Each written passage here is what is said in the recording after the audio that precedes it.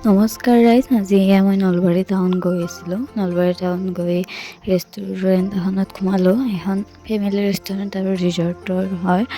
ইয়াতে ইণ্টেৰিয়ৰটো চাওকচোন বোলে, ভিউটো খুবেই ধুনীয়া আৰু ইয়াতে সময়খিনি ধুনীয়াকৈ পাৰ কৰিব পাৰি। আৰু এয়া ময়ো ধুনীয়াকৈ ভিডিঅ'খিনি কৰি লৈ ময়ো দুটা ৰিলচ বনালোঁ। ৰিলচখিনি ইনষ্টাগ্ৰামত পাই যাব। যিহেতুকে ফাগুনৰ মাহ, ইয়াতে ধুনীয়াকৈ ফুল ফুলি আছে। আৰু এতিয়া আমি ৰেষ্টুৰেণ্টৰ ভিতৰত আহিলোঁ। ভিতৰৰ ইণ্টেৰিয়ৰটো ধুনীয়া খুবেই, আৰু ইয়াতে আজি বেছি মানুহ নাছিল বাৰু। আৰু এয়া আমি অৰ্ডাৰ কৰিলোঁ, থুচি ল'লোঁ। লৈ কিনে এয়া ডাইৰেক্ট মই ঘৰ আহি থাকোঁতে ভিডিঅ'টো কৰিলোঁ, তাতে ভিডিঅ' নকৰিলোঁ। আৰু আহিয়েই গধূলি সময়ত বা আৰু মই ওলাই গ'লোঁ।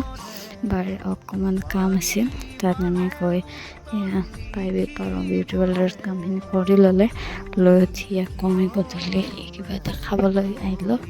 এয়া খাই বৈ লৈ আমি এতিয়া খাই আছে, এতিয়া ঘৰ যাওঁ।